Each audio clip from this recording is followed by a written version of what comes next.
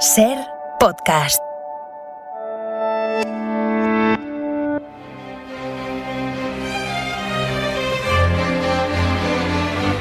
Ser Historia, con Nacho Ares.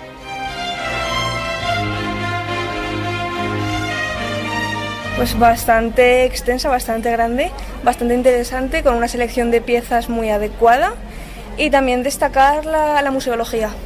En general todo muy bien, la verdad, nos ha gustado muchísimo. Todos son curiosidades, atuendos, orfebrería, todo. Nos ha parecido extraordinario, maravillosamente bien ordenado por fechas y como para repetir más despacito.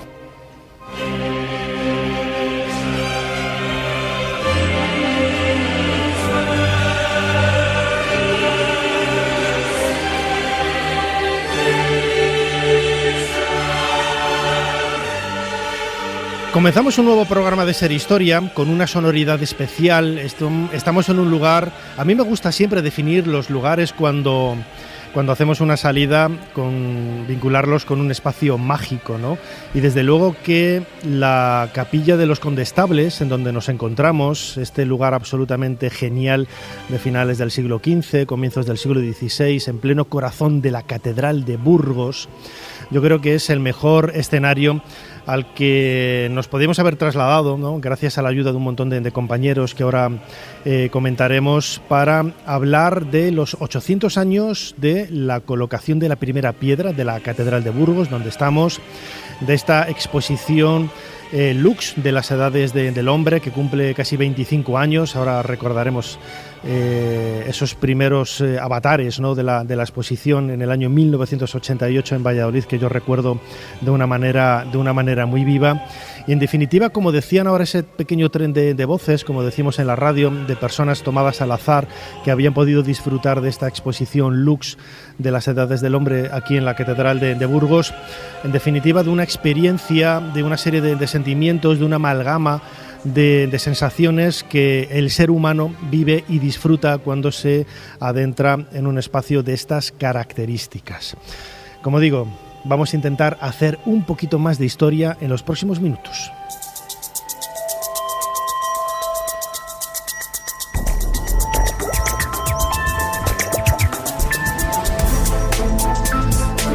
Bienvenidos a Ser Historia. Lo acabo de anunciar, estamos en la Catedral de Burgos, en la capital de esta ciudad maravillosa que nos ha abierto los brazos, yo creo que con muchísimo cariño, y abriéndonos las puertas de uno de los lugares que cualquier persona dedicada a la radio, y en este caso como es mi caso, vinculado al mundo de la historia, del arte, del patrimonio, esta Capilla de los Condestables que tenemos aquí justo delante de nosotros, pues no podía ser un mejor lugar para poder hacer este programa. Vamos a hablar de los 800 años de la Catedral de Burgos, de esa exposición maravillosa que hemos tenido la oportunidad de ver a lo largo de hoy, Lux, la última edición de las edades del hombre, de personajes también de esta ciudad como Cristóbal de Haro, uno de los patrocinadores de ese viaje de Magallanes Elcano hace 500 años, y de un montón de cosas más, como decimos siempre, en los próximos 60 minutos o 90 o 100 casi, si lo escuchamos a través del podcast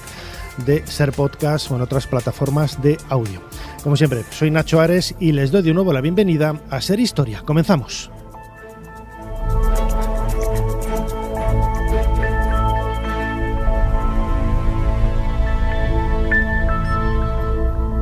Sigue a Ser Historia en las redes sociales. En Twitter, @SerHistoria. En Facebook, Ser Historia. Y en YouTube, Ser Historia. Jesús Callejo, una semana más, bienvenido de nuevo a Ser Historia. ¿Qué tal, Nacho? Pues bien hallado, porque tú lo decías, marco incomparable.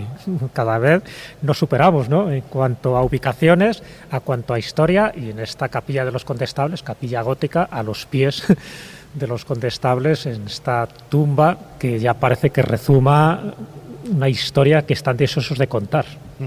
Desde luego, y no lo he comentado antes, pero esta Capilla de los Condestables, que ha sido, bueno, pues gracias a la gestión de la propia catedral, de los compañeros de Radio Castilla, de la cadena SER en Burgos, pues está repleta de seguidores de nuestro programa, a quien les quería saludar, dar las gracias por haber venido a esta capilla a disfrutar de estos minutos de historia, y como me gusta decir siempre, ¿no? Pues un pequeño aplauso para todos. Muchísimas gracias, podéis aplaudir, claro que sí, por estar compartiendo estos minutos de radio aquí en la cadena SER, en la capilla de los Condestables de la Catedral de Burgos, ¿no? Antes lo comentábamos, casi una catedral dentro de la catedral, una capilla construida pues a finales del siglo XV, comienzos del siglo XVI, con obras de Gil de Siloé, de Bigarny, de los grandes genios de la escultura de esta época, y delante de los propios condestables, ¿no? Alguno de ellos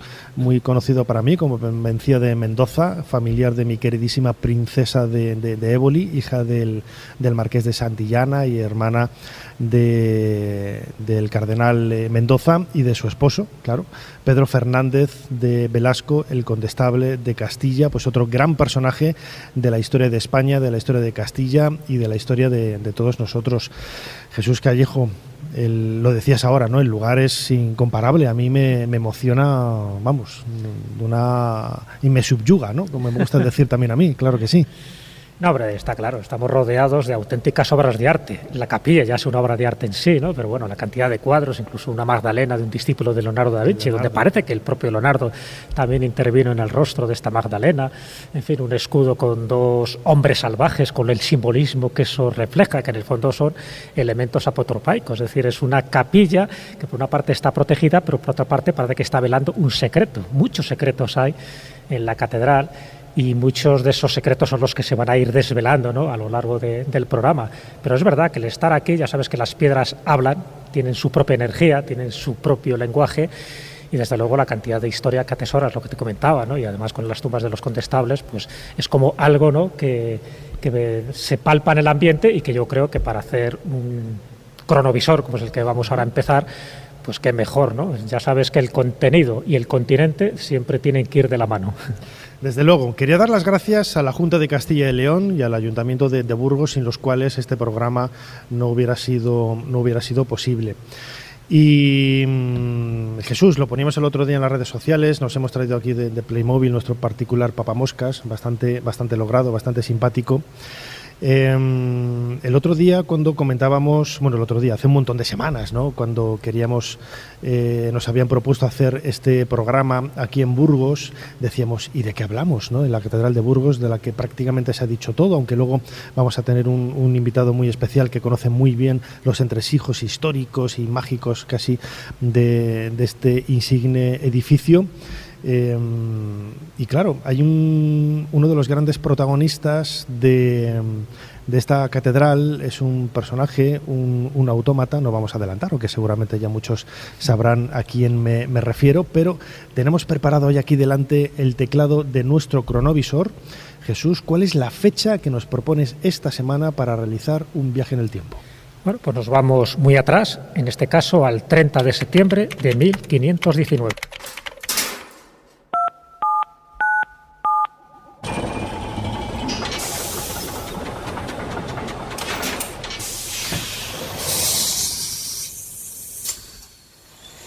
Adelante, pasen. Jesús Callejo les está esperando junto al cronovisor.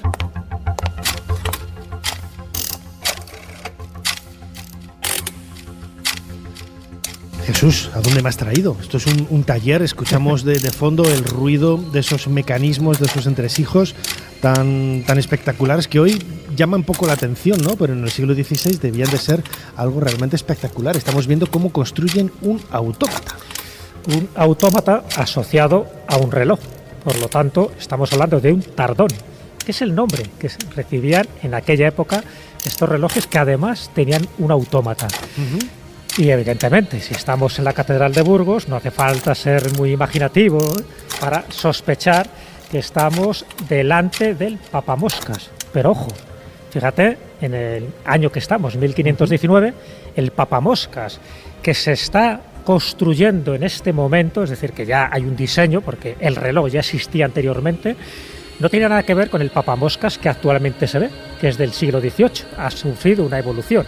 En este caso concreto hay un acta capitular de esta fecha donde sabemos que el canónigo obrero Diego de Castro, así se llamaba, pues le encargan añadir al reloj medieval que existía ya, que era un reloj de 1384, por cierto, un reloj exterior, un reloj que dijeron, bueno, pues aquí hay muchas inclemencias del tiempo, está sufriendo deterioros, lo traen adentro, pero una vez que lo traen adentro, quieren también añadirle algo más.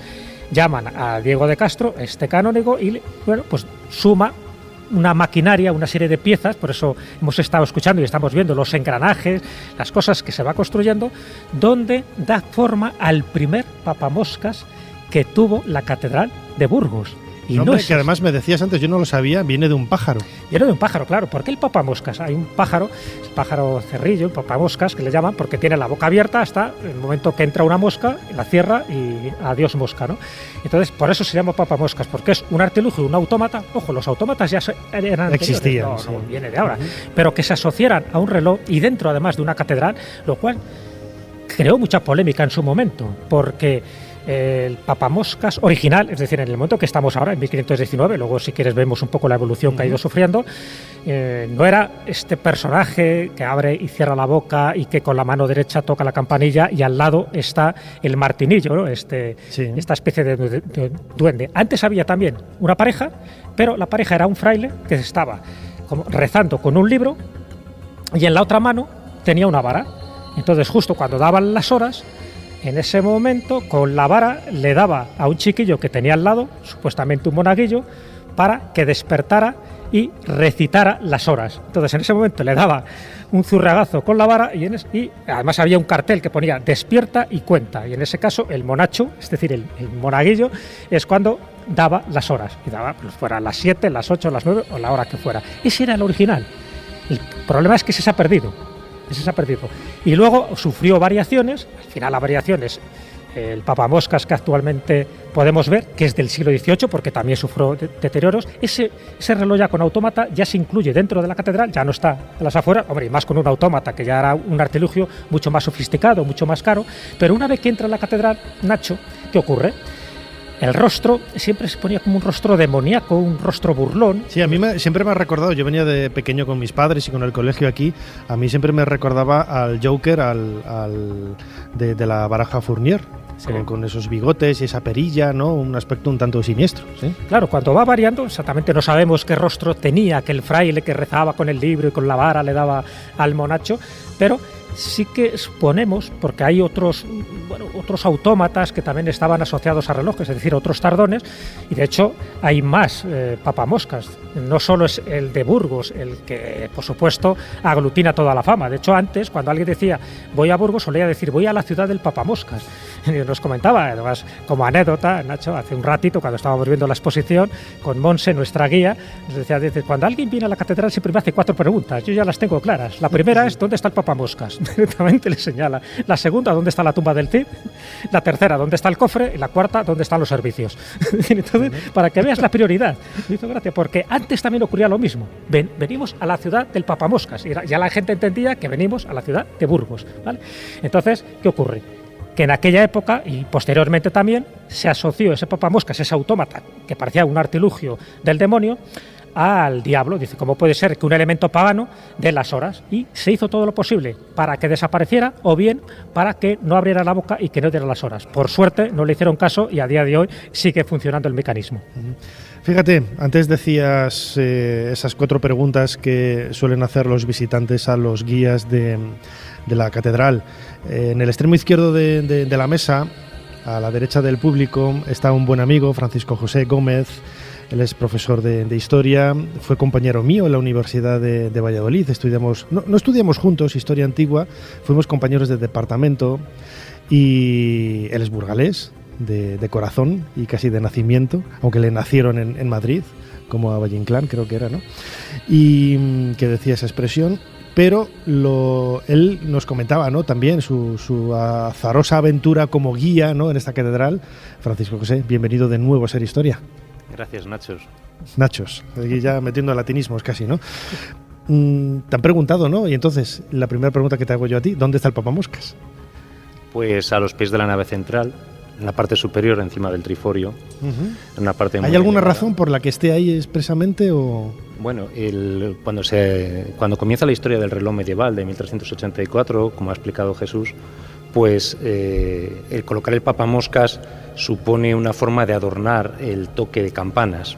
El toque de campanas es muy importante en las ciudades medievales y en las ciudades de la Edad Moderna, porque incluso en el 19 marca muchos acontecimientos que tenían lugar a nivel nacional y a nivel local, la muerte de un obispo, el nacimiento de un heredero, etcétera. Y lo que hace el papamoscas es adornar ese toque de campanas que además marca dentro de la catedral la liturgia de las horas, el rezo que hacen los canónigos. El primer reloj estaba en la torre norte, entonces hay que suponer que la parte más cercana al antiguo mecanismo era en donde está situado ahora el actual papamoscas. Y el aspecto tan extraño que decía yo ahora, tan terrorífico, ¿tiene alguna razón de ser? Porque a mí de pequeño me daba un poco de miedo ver ese personaje tan grotesco observando desde arriba, con la mano tirando del libro y la cadenita que va a tirar de la campana, que parece que te va a lanzar ahí el... Bueno, mucha gente sí que dice que tiene un aspecto mefistofélico, diabólico. Lo cierto es que siempre en las catedrales hay representaciones de toda la creación, entonces hay tantos seres humanos, animales, ángeles, demonios y animales mitológicos. No sería extraño que tuviera este aspecto sencillamente por representar un elemento más. Aunque también hay que pensar que para que se le viera bien desde abajo había que ponerle un rostro muy expresivo. Entonces, quizás, les lo comentábamos antes, esa era la razón por la que tiene esa expresión que viene muy marcada, la boca, los dientes, los bigotes. Puede ser cualquiera de las dos razones, una razón artística, pero lo cierto es que esa talla es obra de un autor burgalés del 19. Este autor burgalés, que se llamaba Lope de Frías, apodado El Mozo, lo hizo ya con esas trazas y con esas formas, y desde luego el rostro consigue ser muy expresivo y a la gente le llama la atención, que seguramente es lo que se necesita desde la parte de abajo. Antes comentábamos que también hay un autómata en la catedral, que le llaman papamoscas de Palencia, y curiosamente pues lleva una chistera, es de color negro en la época, eso llamaba mucho la atención. Entonces hay que pensar que seguramente se debe a un deseo de representar o bien toda la creación como se representa dentro de la escultura medieval dentro de las catedrales, o también sencillamente hacer imágenes expresivas que puedan ser vistas desde abajo por los visitantes. Es muy llamativo además que tuviera el color negro, porque el color negro se asociaba a lo demoníaco también en aquella época, y eso bueno, evidentemente porque se pensaba, en fin, que todo lo oscuro, en fin, todo lo que representaba las bajas pasiones, pues que tenía que reflejarse de esa manera, para que quedara constancia de que era un elemento pagano, es decir, aunque estuviera dentro de un entorno cristiano. Y de los tres papamoscas que yo conozco, es decir, el de Palencia, estamos hablando de Burgos, hay otro del siglo XVIII, en un lugar además menos conocido, una localidad de La Rioja, que se llama Canales de la Sierra. Bueno, pues hay un papamoscas también en la torre del ayuntamiento, en este caso exterior, con una cara, pero una cara que tiene un aspecto de payaso. O sea, le han puesto ahí unos coloretes, una cara burlona, no tanta demoníaca, y cuando dan las horas abre y cierra la boca también. Es decir, es menos sofisticado, evidentemente, que el de Burgos, es, por decirlo así, el de Burgos sería el rico y el otro sería el rupestre, pero queda muy bien porque era un mecanismo que se hizo en su momento, ya te digo, en una localidad de La Rioja, que tienes que ir adrede expresamente para poder ver ese papamoscas, pero también con esa expresión grotesca, burlona, y a veces con esos toques demoníacos. La diferencia, que no era un lugar sagrado, es el ayuntamiento, y lo que supuso algo insólito en aquel momento, ya te digo que hubo varios intentos en el 18 y en el 19 de eliminar el papamoscas, es porque no consideraban que eso estuviera en un recinto sagrado, porque estaba representando algo que dentro de los autómatas, acuérdate, fíjate, si hablamos de Juanelo Turriano, por ejemplo, en Toledo, ¿no?, que hizo el hombre de palo, Roger Bacon, que hizo también un autómata, San Alberto Magno, bueno, pues todos ellos fueron desapareciendo, fueron destruidos porque en un momento dado alguien, un obispo, un papa, consideraban que eran artilugios del diablo, sencillamente porque no se conocía el auténtico mecanismo. Fran, además es llamativo el hecho de colocar un autómata precisamente en un recinto sagrado, ¿no? Porque contraviene un poco la idea de la cristiandad, de la creación solamente está en la mano de Dios, y este tipo de objetos, de elementos tan llamativos para nosotros, ¿no? Un robot, un autómata, nos parece algo curioso, ¿no? Pero durante muchos siglos fue perseguido precisamente por esa idea demoníaca de aquel que intentaba crear vida, ¿no? Hacer algo o emularse a Dios. Sí, pero también hay que pensar que la teología medieval no es la teología nuestra. La base sí, lógicamente, pero quiero decir que la forma de sentir, la forma de pecar, la forma de formular, las prohibiciones eclesiásticas, las celebraciones dentro de los templos, las representaciones son muy diferentes. En Burgos, por ejemplo, y pego un pequeño salto, tenemos una de las pocas representaciones que existen del Espíritu Santo con forma femenina, en el retablo de la Cartuja de Burgos. Después hubo una serie de prescripciones para que esto no se volviera a hacer. Por ejemplo, también sabemos que en las catedrales medievales se celebraban las fiestas de locos, o se participaba en las fiestas del asno, o había representaciones que llegaron a ser prohibidas porque comenzaban con una intención piadosa y acababan desembocando en festejos obscenos o poco piadosos o poco respetuosos para el culto. Hoy sigue Entonces, pasando eso, claro, a veces sí. Pero lo cierto es que al final hay que pensar que responde mucho a la mentalidad de la época, al deseo de adornar un toque de campanas, que era lo que marcaba la vida de la ciudad y la vida de la iglesia, y que ellos lo veían de manera natural, si no de alguna manera se hubiese prohibido. Pero el dogma cristiano, cuando empieza a formularse de manera fuerte y rígida, es a partir de Trento. Hasta ese momento era mucho más abierto de lo que nosotros conocemos ahora, precisamente porque recogía muchos cultos, muchas tradiciones y muchas reminiscencias de los primeros siglos del cristianismo, incluso anteriores. Jesús, además lo comentabas ahora, ¿no? Este papamoscas es único, pero tampoco es único. Hay otros autómatas, ¿no? También vinculados a iglesias, a catedrales, que tienen ese toque también, pues que le da un aspecto. Hoy lo vemos como algo tradicional, como algo curioso, ¿no? Pero que en aquella época, cuando se construyeron, pues tenían una finalidad, imagino que en el momento sorprendente, ¿no? Hombre, y tan sorprendente, esa era la idea además, porque en el fondo la robótica, es decir, esos primeros intentos de robótica que se hizo en el pasado, y estoy hablando ya desde el siglo XIII en adelante, lo que se buscaba era utilizar los engranajes, el mecanismo que se conocía, es decir, muchos de estos automatas tienen que ver con engranajes y con muelles. Sin embargo, se sabe que Al-Jazari, que era uno de esos sabios musulmanes, ¿no?, que procedía de Mesopotamia, pues también hizo un reloj con autómatas, que lo llaman el reloj elefante, porque estaba basado la estructura en un elefante, y luego había una serie de autómatas que se iban moviendo, pero en este caso por una cuestión hidráulica, es decir, una especie de clepsidra, y entonces utilizando la fuerza del agua con un temporizador, pues iban moviendo ese tipo de autómatas, y te estoy hablando de principios del siglo XIII. Fíjate que en principios del siglo XVI también se dan este tipo de circunstancias, cuando la época por excelencia de los autómatas es en el siglo XVIII. Ahí es cuando ya aparecen sobre todo unos cuantos inventores franceses que hacen patos, por ejemplo, que comen, que degluten, que expulsan la comida, que hacen sus cacareos, pájaros también que vuelan. Es decir, en el siglo XVIII ya se llega a una sofisticación muy buena, pero antes se sabía que había autómatas dentro de las iglesias y fuera de las iglesias. Lo que ha quedado, por desgracia, a partir del siglo XVIII, por eso para mí el papamoscas de Burgos sigue siendo una rareza, porque todos los demás, los relojes, han ido al ámbito más profano. Es decir, ahora los que nosotros conocemos, yo qué sé, por poner en Plasencia, estuvimos hace poco, ¿te acuerdas? El abuelo Mayorga. Ese está en el exterior, no era un edificio religioso, sino un edificio civil. Por supuesto, cuando vas a otros lugares nos vamos encontrando con lo mismo. En Astorga, ¿dónde están los maragatos famosos? ¿Dónde está el Juan Zancuda y Colasa? En el ayuntamiento. ¿Ves? Entonces los autómatas poco a poco se fueron desplazando. Casi todos son del siglo XVIII, hay algunos del XIX, pero se quitan del ámbito religioso porque se pensaba que no era el lugar más adecuado. Aquí ya digo que hubo muchas reticencias, hubo canónigos que se las tuvieron para eliminarlo, pero no lo consiguieron. Entonces, para mí eso fue una suerte, porque eso se ha convertido al final en un símbolo no solo de la catedral, sino también de la propia ciudad. Bueno, pues los demás poco a poco fueron relegados. En Elche, por ejemplo, un autómata también del siglo XVIII, de 1759, en el ayuntamiento está la calendura y la calendureta. Es decir, la calendureta es la que da los cuartos, igual que aquí pasa con el martinillo que da los cuartos, pero también en un ámbito civil, en un ámbito profano, es decir, fuera del ámbito religioso.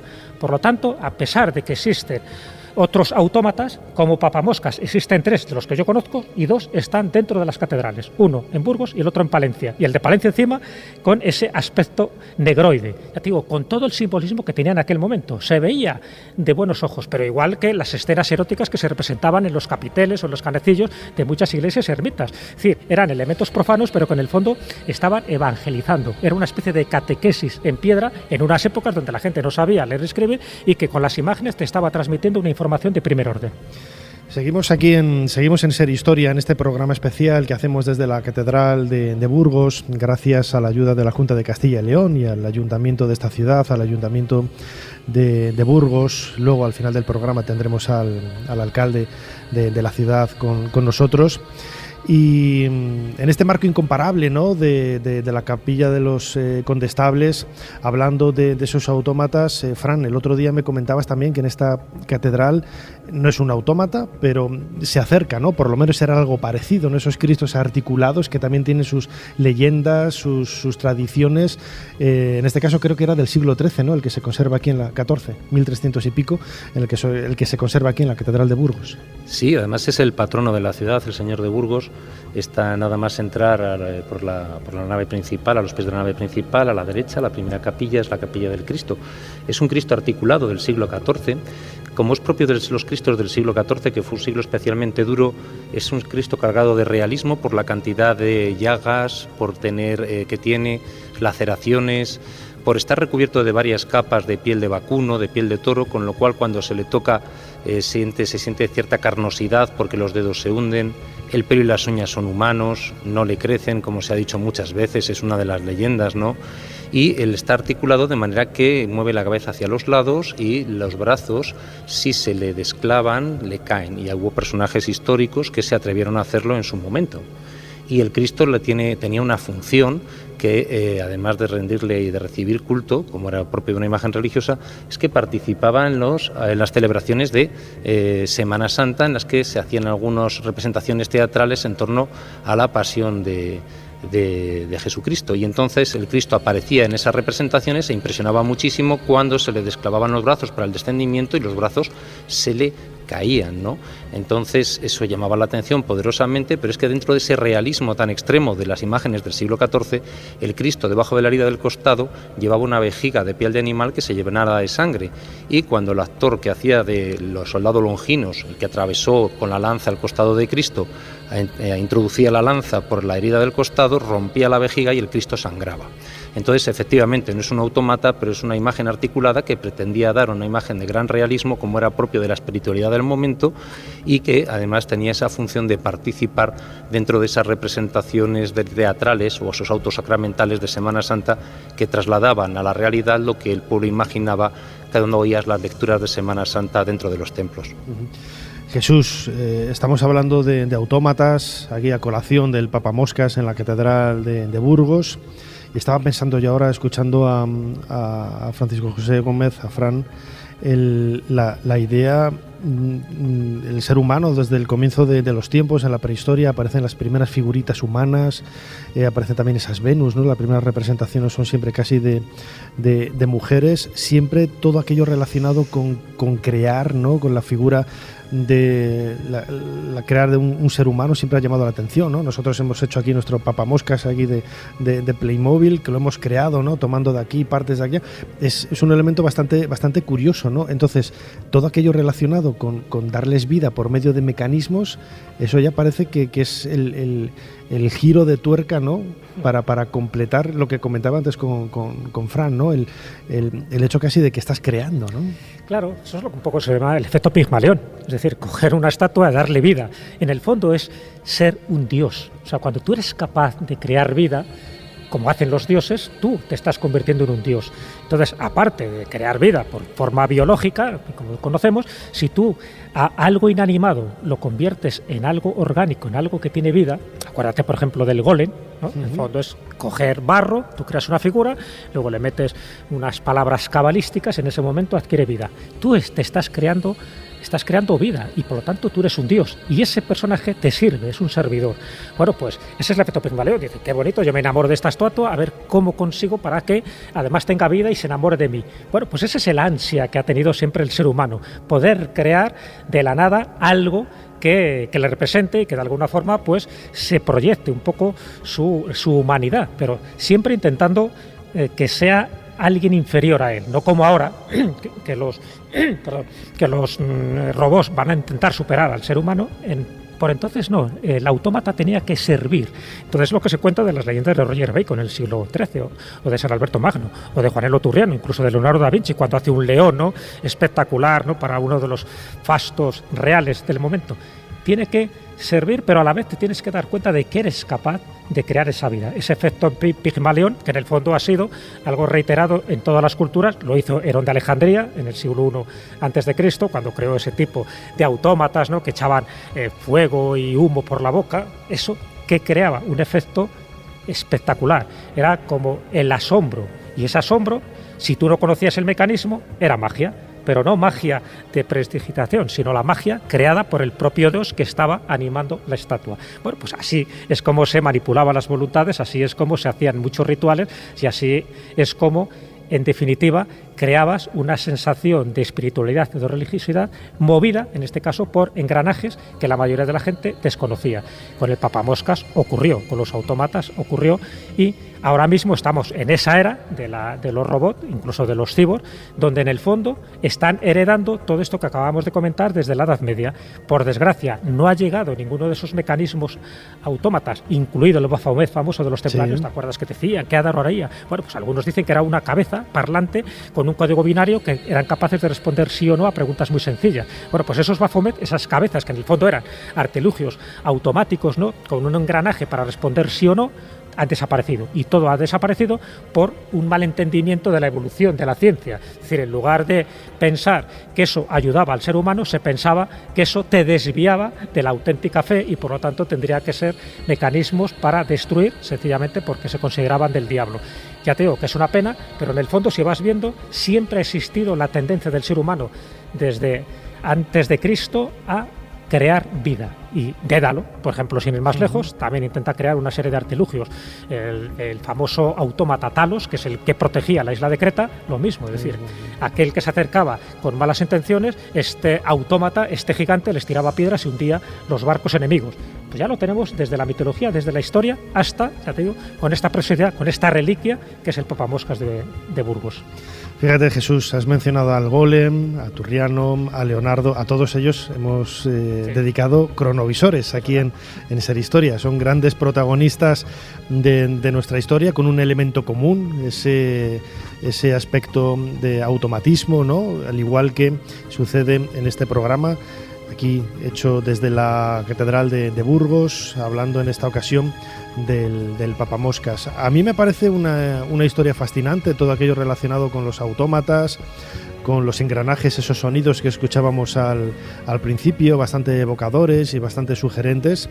Yo creo, bueno, ha sido la mejor manera que podíamos hacer, ¿no?, para comenzar este programa espectacular, este programa en un marco realmente sorprendente aquí en la Catedral de Burgos.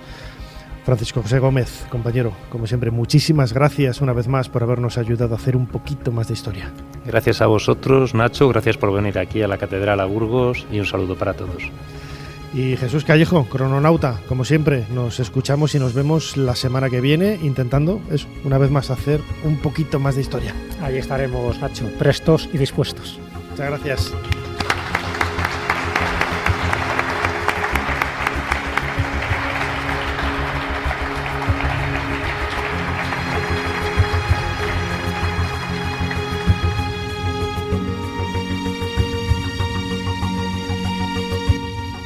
Soy Teseo, único hijo de Egeo, rey de Atenas, y jamás me inclinaré ante un traidor. ¡Inclínate si no quieres! Déjame a mí. ¿Cómo te atreves a hablarme así? Tu autoridad no me dice nada, Minos. He venido a segar la vida del Minotauro y a liberar a mi pueblo de las obligaciones con tu tiranía. Ser Historia con Nacho Ares. Todo lo que quisiste saber de la historia, la madrugada del sábado al domingo, en la cadena SER.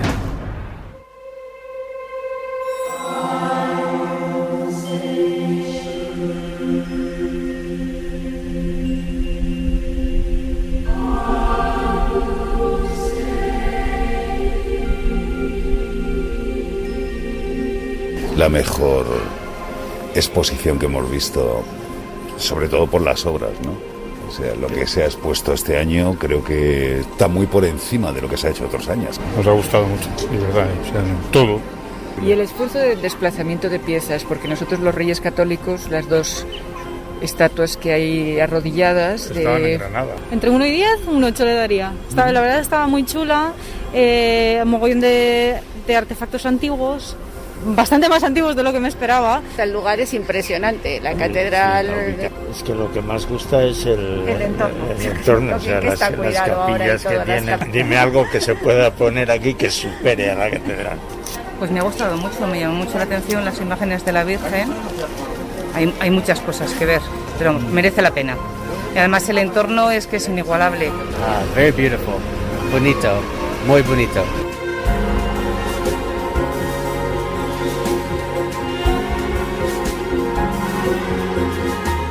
Bonito, muy bonito, decía una voz en inglés, beautiful, ahora en este último tren de voces de gente tomada al azar, que salía de la exposición Lux, las edades del hombre, que podemos disfrutar en la Catedral de Burgos hasta diciembre de este año 2021.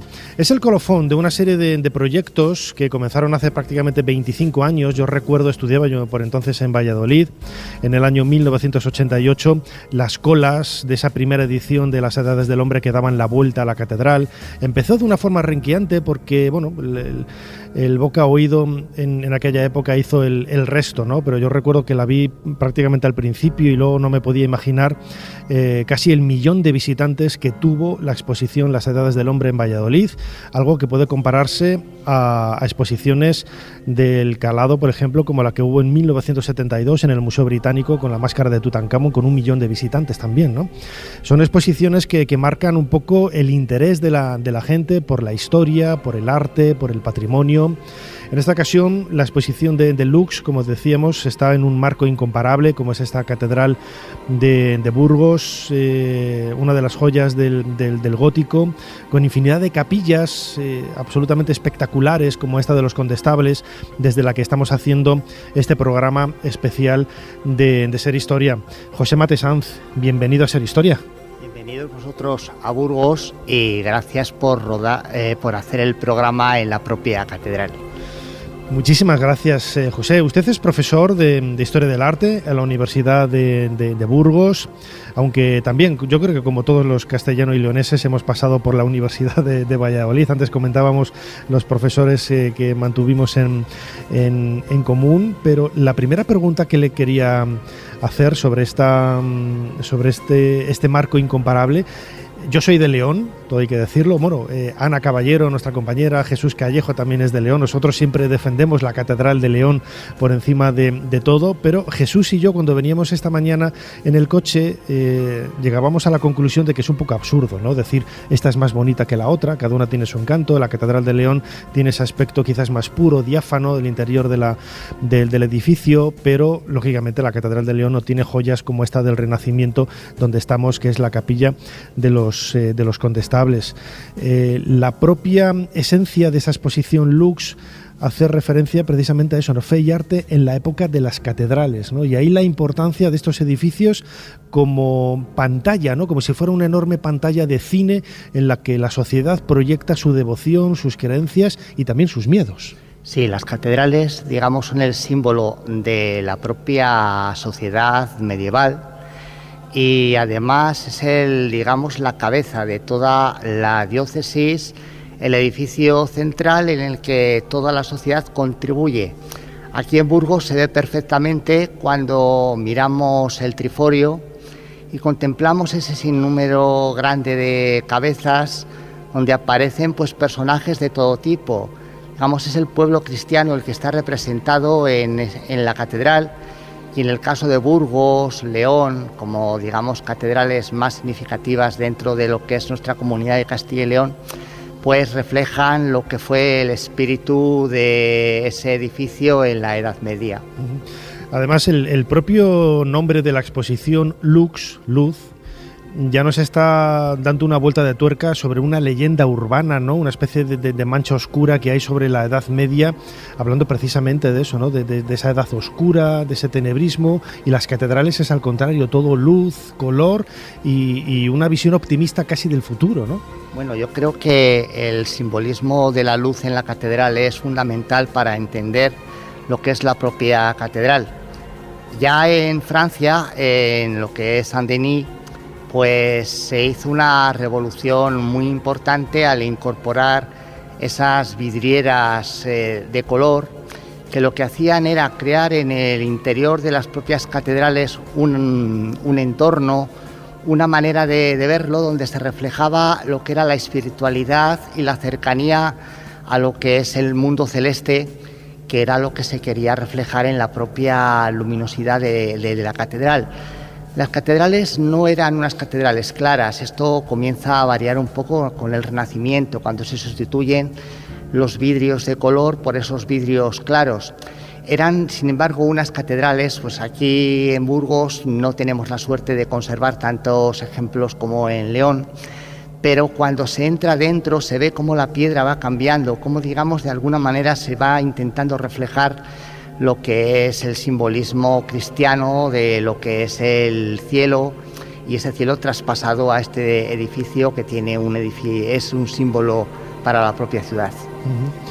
Además, uno de los pilares precisamente de esa exposición Lux, las edades del hombre, que podemos ver aquí en la Catedral de Burgos hasta diciembre, es ese vínculo con la Virgen María, y la mayor parte de las catedrales, si no todas, la advocación está dedicada precisamente a la Virgen María. Efectivamente, la Virgen María es en la Edad Media una protagonista esencial para entender lo que era la religión cristiana, y sobre todo porque también ella es mediadora entre lo que es el propio pueblo. Ella era una mujer, y como tal mujer de raíz humana, pues sirvió, digamos, de vehículo en la que se engendra a Jesucristo. Y bueno, todas las catedrales, en este caso la de Burgos, estaba dedicada a la Asunción de la Virgen, pues tienen ese, digamos, simbolismo, y por eso en la exposición de las edades del hombre tiene un protagonismo esencial la presencia mariana. Y fundamentalmente el último capítulo de la propia exposición pues cuenta con ejemplares de muchas catedrales, no solamente de Castilla, sino de toda España, donde se ve la importancia de este culto mariano. La Catedral de Burgos tiene en su retablo mayor a Santa María la Mayor, que es patrona, y de alguna manera viene a reflejar esa importancia que tiene la Virgen dentro de la advocación de esas catedrales. Además, las catedrales son importantes en el medievo, no solamente como lugares de culto, sino también como espacios económicos, alrededor de los cuales, bueno, pues surgen infinidad de ramificaciones que ayudan a crecer a la propia ciudad, ¿no? Yo creo que todas las ciudades medievales, la catedral es un empuje hacia el progreso de las mismas. La Catedral de Burgos se veía rodeada por algunos espacios, como es el de la Llana, donde había un mercado. Las propias bajos de la catedral pues tenía las trojes donde se comerciaba con el trigo. La catedral, además, pues evidentemente es un lugar que acoge tumbas de personajes principales que dan un dinero para poder ser enterrados en la propia catedral. Y junto a la catedral pues también están los talleres de los maestros artistas, que son imprescindibles para entender ese progreso de ese edificio, y también pues son lugares donde hay un comercio y hay un intercambio entre personas que vienen de diferentes lugares a trabajar en la propia construcción del edificio. Lo decía al principio, se cumplen ahora 25 años de esa primera exposición, Las Edades del Hombre, en la Catedral de Valladolid. Usted es profesor, José Matesá, de Historia del Arte en la Universidad de Burgos, y habrá disfrutado mucho, no solamente colaborando también, porque ha trabajado, ha publicado algunos trabajos científicos en el catálogo de la exposición Lux aquí de Burgos, sino también lo comentaba ahora, ¿no? De la propia ubicación y colocación de las piezas rodeada de esa arquitectura. Es como, antes decía yo que estamos en una catedral dentro de la catedral, ¿no? Dentro de esta capilla de los Condestables, pero la propia exposición, ese marco incomparable, que es una frase muy manida, ¿no? Pero que en el caso de esta exposición viene perfectamente a cuento. El conjunto es absolutamente perfecto, ¿no? Es una especie de círculo que se muerde la cola, y absolutamente prístino y claro al mismo tiempo, ¿no?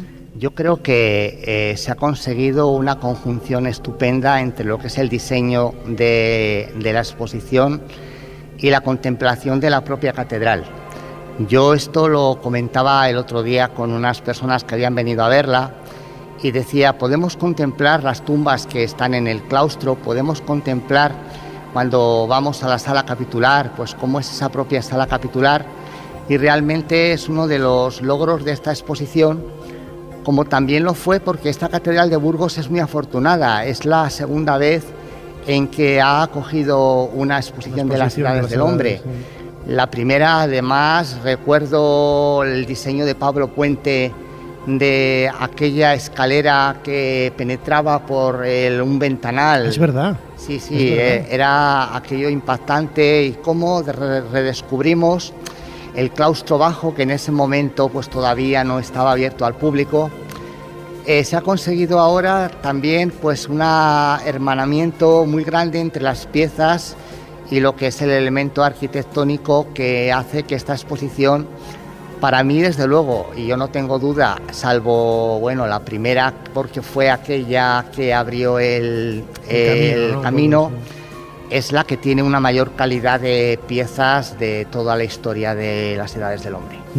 Además, muchas o algunas de ellas, todas son piezas únicas, algunas es la primera vez que se exponen o salen de su lugar de origen, lo que le da también pues un extra, ¿no? Un elemento especial para atraer a la gente a disfrutar, y lo escuchábamos en ese tren de voces al principio. La gente solamente tenía palabras buenas. Claro, dirán, solo han cogido las cosas buenas que han dicho de la exposición. Pues no, me consta que mis compañeros de Radio Castilla, que realizaron la grabación de ese tren de voces, me decían que el común denominador de todos los visitantes, ese aspecto positivo, ¿no? Del flechazo que sentían pues con muchas de esas piezas, como decía ahora, que era la primera vez que las veían fuera de sus lugares de origen. Y algunas no solamente es que no hayan salido nunca de sus catedrales, es que están en diálogo con otras piezas, con un montaje muy acertado. Hay que tener en cuenta que el germen de esta exposición está vinculado a la celebración del 8º centenario de la catedral. Y desde el inicio se pensó en realizar una exposición donde la Catedral de Burgos figurara en el contexto de otras catedrales en el Camino de Santiago, pero aquí en este caso no solamente en el Camino de Santiago, catedrales en todas las comunidades autónomas de España. Han venido piezas desde Cataluña, desde Andalucía, Toledo, y de alguna manera lo que se ha querido representar en esta exposición es el valor de lo que es una catedral, analizando a través de los diferentes capítulos lo que es el entendimiento de la propia catedral y dando también un protagonismo muy relevante a las propias piezas de la Catedral de Burgos, que aunque las podemos ver habitualmente, pues cobran una importancia muy grande. Hay muchas personas, cuando ven la estatua yacente del obispo don Mauricio, que se puede ver habitualmente en el coro, quedan sorprendidos. Y el obispo Mauricio, recordémoslo, fue como el pionero, el que dio el primer paso, el Florentino Pérez, ¿no?, de aquella época, que hizo casi colocar la primera piedra de la catedral. Realmente, ¿no? A él le debemos, junto con el rey Fernando III, el impulso de esta catedral en una ciudad que además empezaba a adquirir un protagonismo muy grande dentro del reino de Castilla, y además que tenía una conexión perfecta con el mundo europeo a través del Camino de Santiago, y también eso pues queda reflejado en algunas de las piezas de esta exposición, que tiene además la virtud de haber incorporado pues elementos de diferentes épocas. Solamente hay una cosa curiosa, es que esta exposición de Burgos tiene solamente una pieza contemporánea. Es lo que le iba a decir, Sí. se conjuga perfectamente desde el románico hasta el presente, ¿no? Nada más entrar, tenemos ese grupo de esculturas, ¿no? Que creo que es Trabajadores en busca de un líder. Sí. Y que a mí me ha llamado mucho la atención la perfecta conjunción, ¿no? Que hay entre el pasado y el presente. Es que yo creo que eso es uno de los logros que desde el inicio se encontró en la exposición de Edades del Hombre, y José Belicia junto a Jiménez Lozano dieron una vuelta de tuerca a lo que era el tipo de exposiciones que se hacían, que era fundamentalmente exposiciones cronológicas, exposiciones temáticas de época, y cuando se planteó que lo principal no era la época o la cronología, sino el contenido que se quería narrar, pues verdaderamente se descubrió que el arte pues puede aportar muchísimas cosas, y en este caso el arte religioso pues es un discurso que se hace a través del diálogo de diferentes piezas, no solamente piezas escultóricas o pictóricas, sino también hay importantísimos documentos, hay elementos de música, y eso hace que también la exposición sea muy variada y dé la dimensión de lo que es una catedral. La de Burgos, por ejemplo, uno de los elementos más relevantes que tiene es el archivo. El archivo pues contiene toda la memoria de la historia de la catedral y contiene algunos elementos que van más allá de lo que sería la historia de la propia catedral, porque encontramos en ellos pues libros, documentos, y esto es también lo que se ha querido reflejar en esta exposición. Le voy a poner en un compromiso. Si tuviera usted que elegir una de las piezas de esta exposición Lux, que podemos ver aquí en la Catedral de Burgos hasta diciembre, ¿con cuál se quedaría? Bueno, yo es que tengo una predilección muy grande por la escultura del obispo don Mauricio. Creo que es una pieza única, con esmalte de Limoges, y que además refleja muy bien lo que es la persona del obispo, el papel que tiene, y es un símbolo para esta exposición. Estuvo expuesto esta escultura hace poco tiempo en una exposición que comisarié en el Fórum, y yo cuando me dijeron que iba a volver otra vez a estar expuesta aquí, pensé, bueno, a lo mejor las personas piensan que lleva mucho tiempo ya expuesta. Que va, yo creo que realmente hay piezas, como también está el relicario de San Valero, que es una maravilla, pues que por muchas veces que lo veas y de alguna manera pues tienen un valor universal, y bueno, son elementos que nunca vas a dejar de olvidar. Usted es un enamorado del arte, ¿eh? Se le nota la vehemencia y el entusiasmo que transmite en sus palabras. Mira, eso es una cosa que yo creo que me viene de niño. A mi padre, entre otras cosas, le gustaba mucho el visitar estas cosas. Yo tuve la suerte, además de nacer, no soy burgalés, pero llevo viviendo prácticamente toda mi vida aquí, en una ciudad, Segovia, que es muy monumental. Y la casa donde residía yo cuando estaba allí, pues estaba justo al lado de la catedral. Pues de alguna manera esto es algo que te va imbuyendo en tu manera de ser, y realmente yo creo que la vocación mía estaba clara hace muchísimos años ya. Se transmite, se percibe de una forma muy clara en sus palabras José Mate Sanz, profesor de Historia del Arte aquí en la Universidad de Burgos, uno de los investigadores que ha trabajado en la realización de este catálogo de Lux, la última exposición de las Edades del Hombre, y yo creo que una de las personas que mejor conoce cada una de las piezas, la historia que hay detrás de ellas, y que nos ha transmitido, como digo, con este grandísimo entusiasmo aquí en Ser Historia, en la cadena SER, en los últimos minutos. José Mate Sanz, muchísimas gracias una vez más por habernos ayudado a hacer un poco más de historia. Yo también os agradezco el que hayáis venido a la catedral, y espero que este programa pues sirva una vez más para poner a Burgos dentro del panorama de una ciudad que tiene mucho que aportar. Y bueno, me gustaría que no acabe el 8º centenario y la gente diga ya la Catedral de Burgos se olvide, sino sea uno de los referentes que tenemos pues para cualquier visita en cualquier momento del año. Desde luego que sí. José, muchísimas gracias. A vosotros.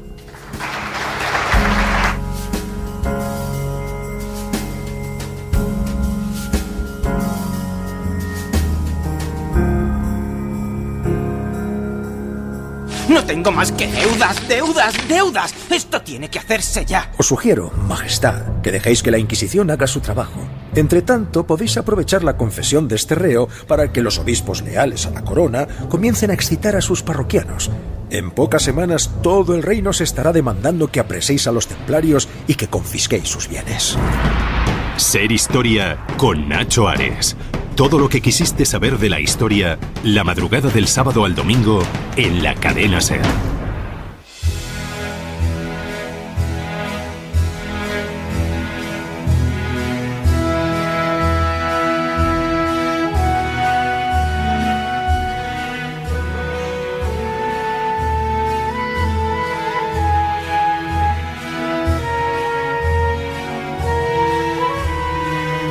Continuamos en Ser Historia, en este programa especial que estamos haciendo aquí desde la Capilla de los Condestables en la Catedral de Burgos, con un montón de cumpleaños, como el 800 aniversario de la colocación de la primera piedra de la catedral, el 25 aniversario del comienzo de esa exposición, Las Edades del Hombre, en este caso fue en la ciudad de Valladolid, en el año 1988. Y desde luego una tradición que ha llegado hasta nosotros desde el punto de vista del patrimonio, de la historia, de todas esas piezas de arte religioso que, como digo, a través de infinidad de exposiciones, Las Edades del Hombre, que han recorrido no solamente la comunidad de Castilla y León, sino también estuvo, recuerdo, en Nueva York, estuvo también en Amberes, ha estado en un montón de sitios, como siempre, atrayendo y fascinando a todos aquellos que se acercaban para conocer un poco las piezas, la historia y los entresijos de los objetos que allí se podían ver.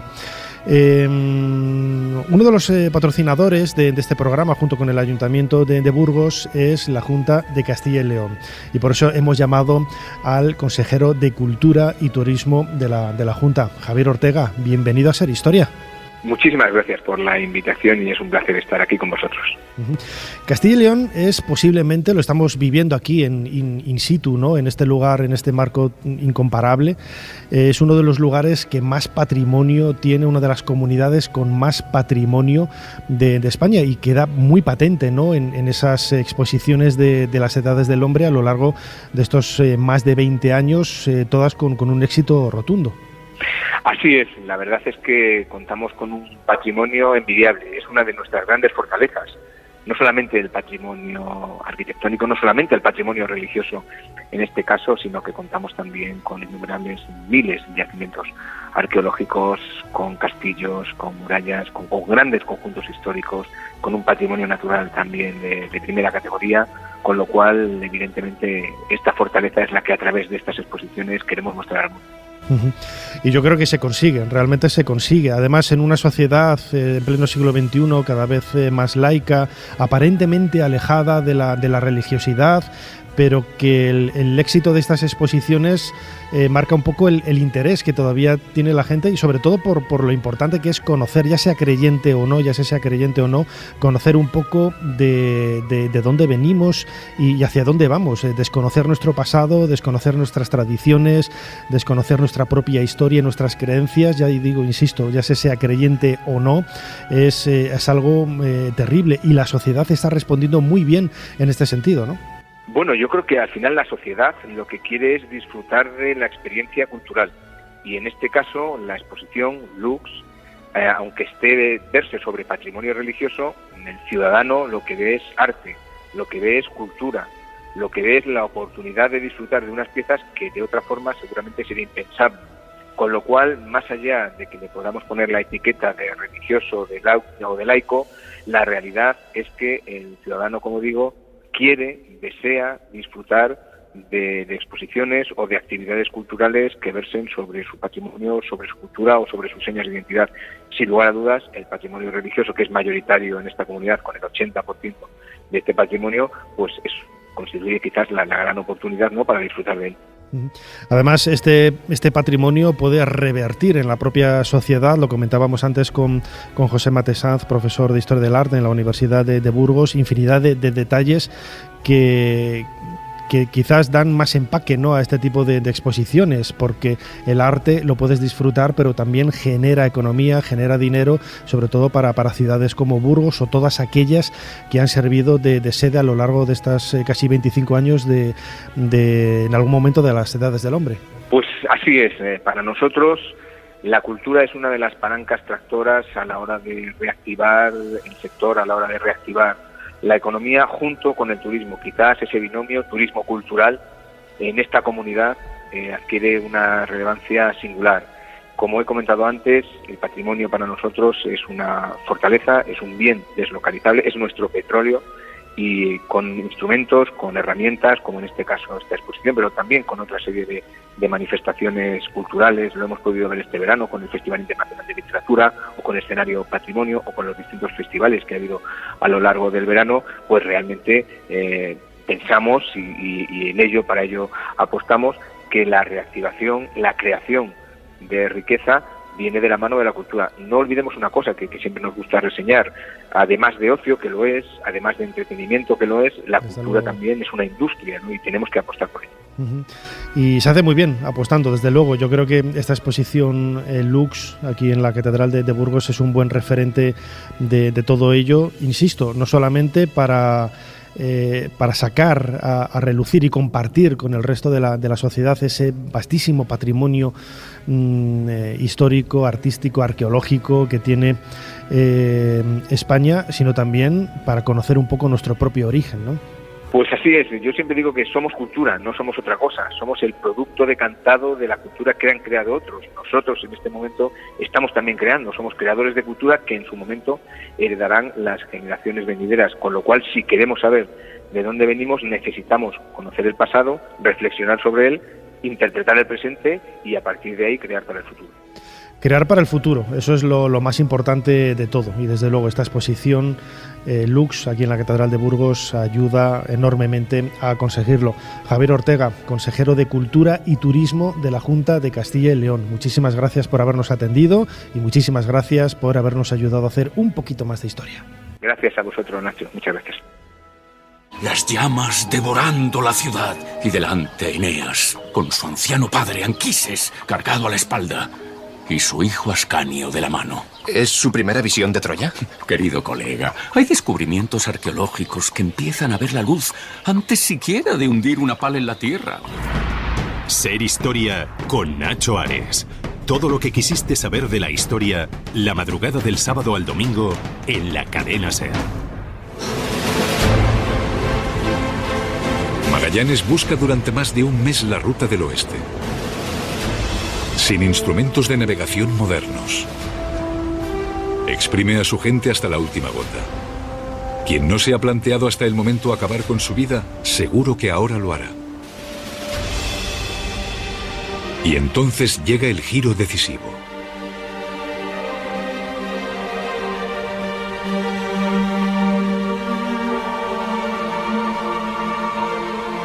La ruta larga y angosta que parecía interminable comienza a ensancharse.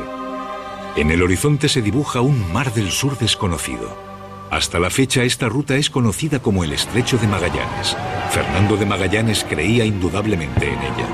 Demostró que existe una ruta de comercio entre el Atlántico y el inmenso mar del oeste, por la cual se llega navegando hasta las riquezas de Asia.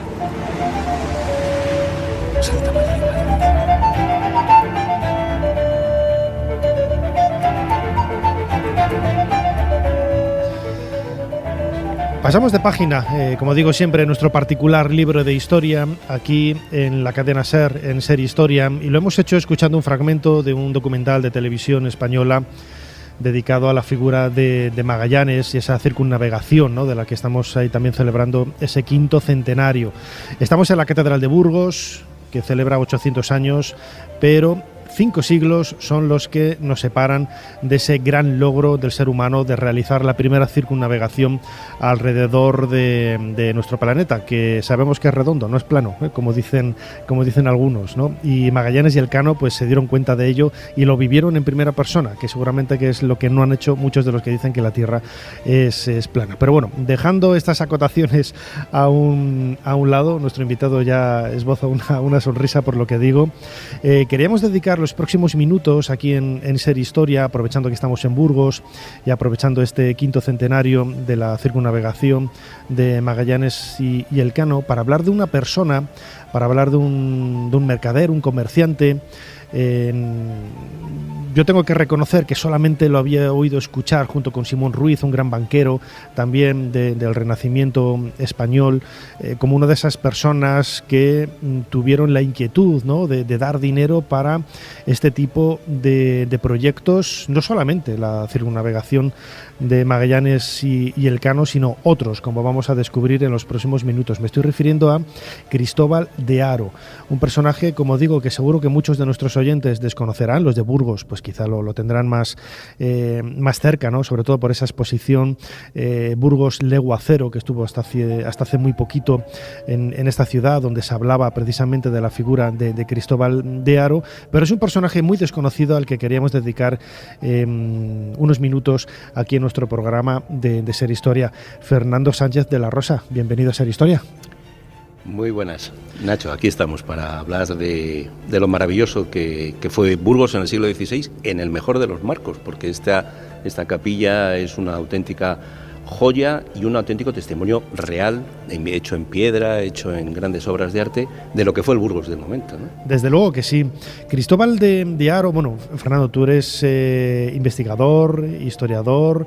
Hay muchas personas que dicen, bueno, es que yo no tengo el título de historiador, pero ya, aquí en este país de la titulitis, a mí me gusta dejar esas cosas de lado. Si una persona hace historia, yo tampoco soy periodista, ¿no? Y aquí llevo casi 30 años delante del micrófono, ¿no? Que a unos les da rabia, ¿no? Otros piensan lo contrario, ¿no? Pero bueno, yo creo que tú eres investigador e historiador por todo lo que has trabajado sobre la figura de Cristóbal de Haro. Me consta por alguna conferencia que he visto tuya que tú entiendes también, ¿no?, que no pasa nada si alguien no conoce, no ha oído nunca hablar de la figura de Cristóbal de Haro, porque por desgracia es la normalidad, ¿no? Es un personaje por desgracia muy desconocido. Efectivamente, yo creo que con Cristóbal de Haro solemos cometer siempre dos grandes injusticias. La primera, evidentemente, el desconocimiento, que no ni en Burgos mismo es conocido.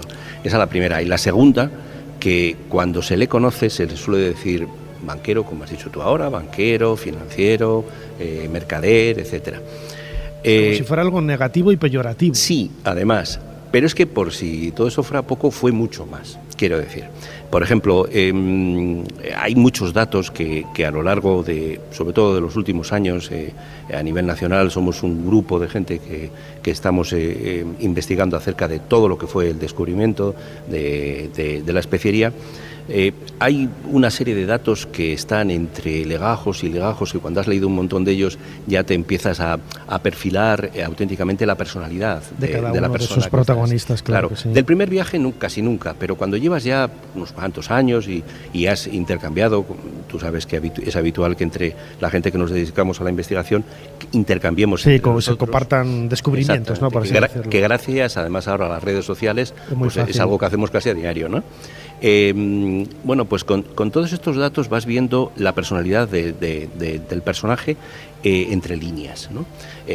Por ejemplo, una persona que solamente pusiera dinero, se da un hecho en los preparativos del viaje, de la salida, se pertrechan las 5 naos con sus bastimentos para salir del muelle de las Muelas de Sevilla, pero justo unos días antes, los dos personajes más importantes de la expedición, que habían sido Ruy Faleiro como cosmógrafo y el propio Magallanes, uno de los dos, bueno, pues no lo sabemos exactamente porque no ha habido ningún punto, ningún legajo, ningún escrito donde se diga exactamente, pero parece ser que perdió la cabeza. Ruy Faleiro deja de tener sus condiciones, y eso que el rey luego y la Casa de la Contratación le siguió tratando a él y a su hermano muy bien hasta prácticamente el fin de sus días, pero le relevan, le quitan de la expedición y ponen a otro burgalés.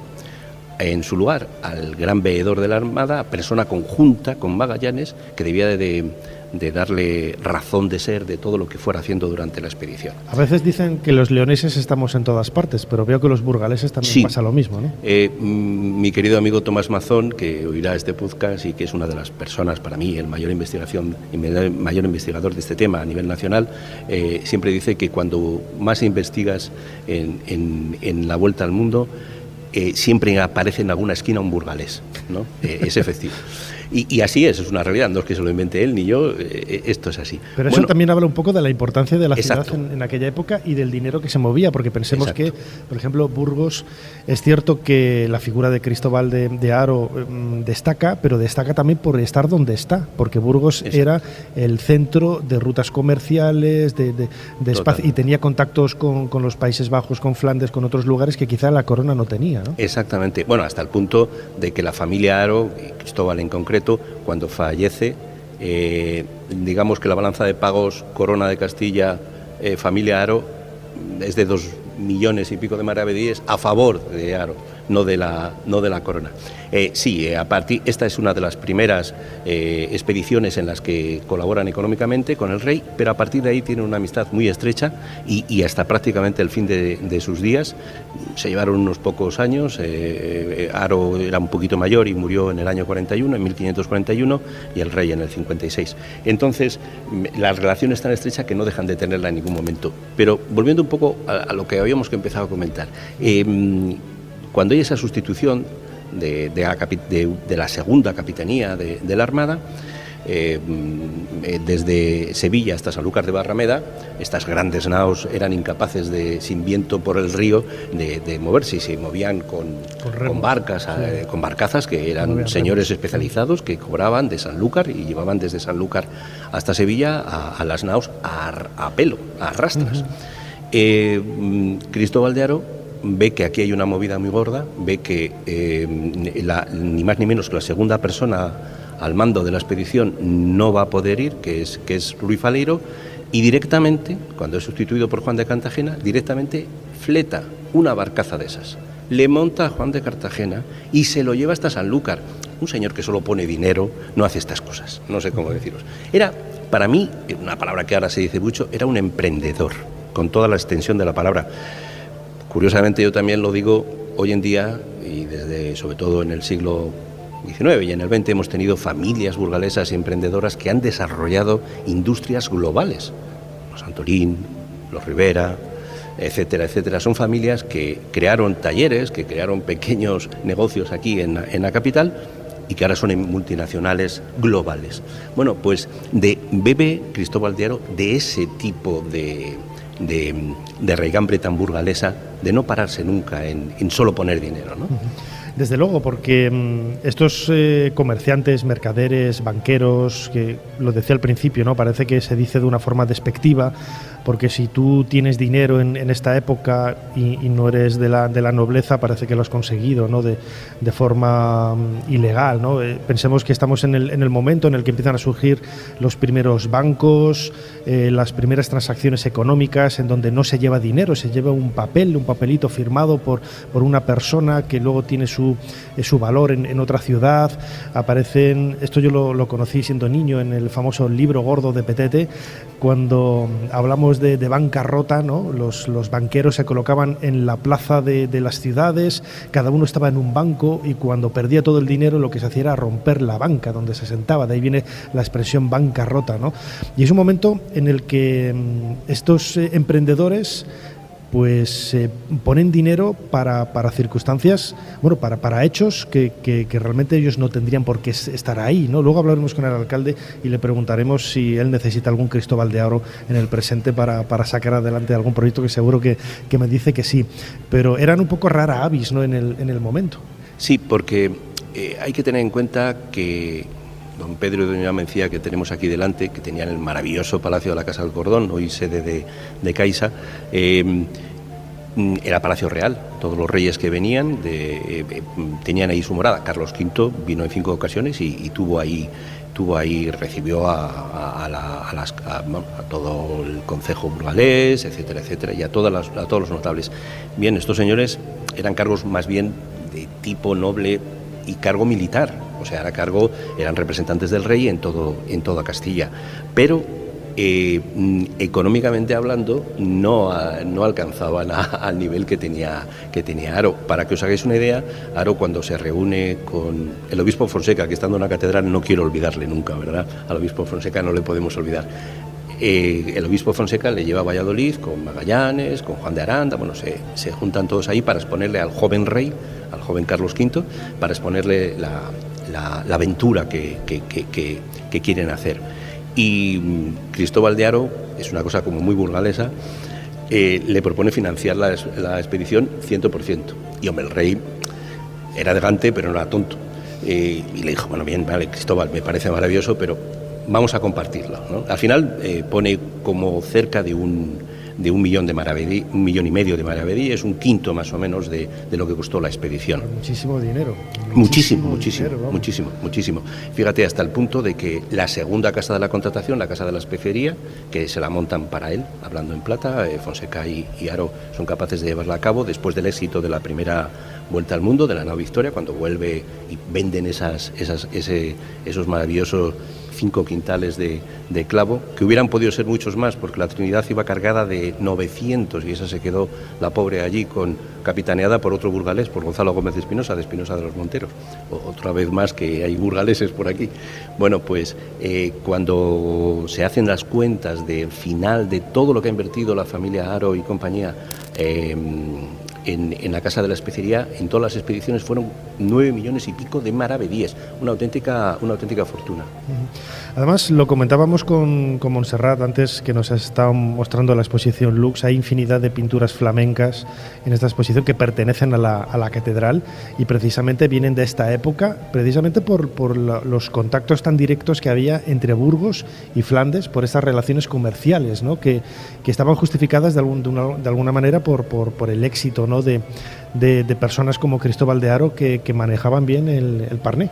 Pero no te puedes imaginar hasta qué nivel. Aquí justo si este altar fuera transparente o ese lienzo de muro, veríamos el Consulado del Mar de la época. Ahí estaba, hace muy poquito.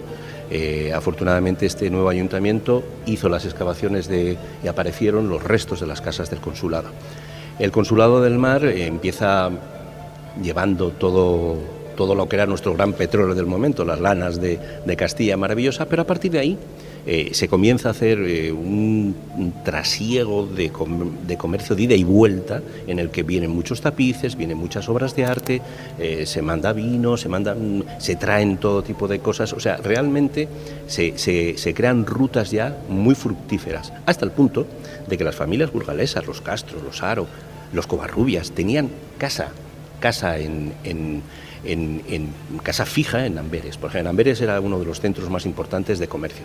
La familia Haro tiene casa fija y un hijo de su hermano Diego llega a ser regidor, a la vez que él es regidor, un sobrino suyo, a la vez que él es regidor en Burgos, su sobrino es regidor en Amberes. O sea, tenían que ver, o por ejemplo, Maximiliano Tasilvano, que es el secretario de Carlos V, está casado con una sobrina, otra hija de Diego de Haro, todos burgaleses, absolutamente todos burgaleses, y bueno, pues es el secretario personal, es como diríamos el jefe de gabinete de hoy en día del rey, que determinaba el ser o no ser. Y curiosamente, Tasilvano es el primero que se entrevista con Elcano después del viaje y transcribe la primera, digamos, crónica del viaje. Imagino que poniendo tanto dinero como puso Cristóbal de Haro, su familia, para la expedición de Magallanes Elcano, estarían pendientes de lo que sucedía, ¿no? En aquella época, claro, era imposible, no había conexión de internet, no podían hacer llamadas de teléfono, una carta podía tardar meses para llegar y la respuesta otros tantos meses, la comunicación no era directa, pero hasta España no llegaba nada de información y la incertidumbre, bueno, nosotros estaríamos en ese estado de incertidumbre, ¿no? Para ellos sería la normalidad, ¿no? También, claro, pasaron tantos años y por aquí no viene nadie, bueno, pues se habrá perdido. ¿Cómo reaccionaron ante esas circunstancias? Tocas una parte que de los que nos dedicamos a investigar estas cosas más nos gusta, pues eran casos rocambolescos. Claro, solamente la expedición que estaba pensada para 2 años, la primera expedición, dura 3. 3 además casi de reloj, porque salieron en septiembre y volvieron en septiembre, con lo cual prácticamente 3 exactos. Se dan casos tremendos, o sea, no había ninguna información. La poca información que llega años después, por ejemplo, es muy larga y muy profusa, toda la información que ocurre con la Trinidad, porque bueno, la Victoria logra volver, ¿no? Entonces digamos que con él traen testamentos, traen misivas que habían escrito, recuerdo que salen 249 y vuelven 18, o sea, imaginaros la cantidad de cartas de testamentos de gente que, además hay un listado de fallecimientos donde dice fulanito de tal muere este día e hizo de enfermedad, e hizo testamento. Bueno, pues todo eso se trae. Pero con la Trinidad ocurre una cosa curiosísima. Ginés de Mafra, que dio 2 vueltas al mundo, que fue uno de las 5 personas que volvió con Espinosa, con el burgalés. El otro burgalés muere en Malaca. Bueno, pues Ginés de Mafra, su mujer piensa que se ha muerto. Cuando vuelve Ginés de Mafra, y que económicamente estaba bastante bien porque les pagaron todos los sueldos, quedó, además parte de la venta del clavo que habían traído, también tenían parte oficial y parte propia que les dejaron vender, etcétera, etcétera. Bueno, pues su mujer se había casado, le había dado por muerto, se había casado y tenía un hijo con otro y había vendido sus bienes. Y claro, el pobre Ginés cuando llega, se fue a América. Cogió directamente y se fue a América y dijo, aquí ya en Sevilla poco tengo que hacer, ¿no? Él me parece que era de San Fernando. Entonces, la incomunicación era absoluta y total. Fíjate, hay una frase que nos gusta mucho. Estaba en Valladolid Cristóbal de Haro con la corte, cuando había apoderado en Sevilla a un apoderado para no tener que bajar cada 2 por 3, era Diego García. Bueno, pues le vino una carta vía Burgos, le vino una carta con lo del maluco, que lo del maluco era, en la carta, en la misiva que ponía, era que la Victoria había llegado a Sevilla y que traía, 5 quintales y tal. Con esos, Haro se encarga el rey le dice directamente dárselo toda la carga a Cristóbal de Haro. Cristóbal de Haro la coge y se encarga de venderla en Medina de Río Seco. En Medina de Río Seco, y la mayoría del clavo se lo compra un alemán en Valladolid. Y, era una feria, las 2 grandes ferias de Valladolid, ¿no? Medina del Campo y Medina de Río Seco. Y en Medina del Campo, cuando hicimos la exposición, más telas, ¿no? Medina del Campo, más de telas. Sí, telas, muebles, etcétera. Y transacciones económicas. No en vano se inventa la letra de cambio en Medina, ¿no? Y se comienza a usar. Y en el 16 corren muchísimos las letras de cambio, ¿eh? Aquí cuando hicimos la exposición trajimos del museo. En Medina del Campo hay un museo dedicado nos trajo pesas, medidas. Tienen un listado precioso de las cotizaciones de las especias, de cuánto valía el clavo, a cuánto está el kilo de la pimienta, de tal cual. Sí. Es apasionante este mundo, y además lo comentabas al principio, Fernando Sánchez de la Rosa, historiador, investigador. Cristóbal de Haro no solamente dio dinero para Magallanes esta circunnavegación, sino también tenía inquietud, ¿no?, por otros proyectos. Sí, a la vuelta de la Victoria, a la vuelta de la primera expedición al Maluco. El Maluco es, para los que no estén familiarizados, son las dos islas Molucas, Ternate y Tidore. Tidore era Castilla, es Castilla, fue Castilla. Ternate era portuguesa, ya tenían un fuerte los portugueses, y son las 2 de las que se trajo la gran cantidad de especias. Bueno, esa es la primera expedición.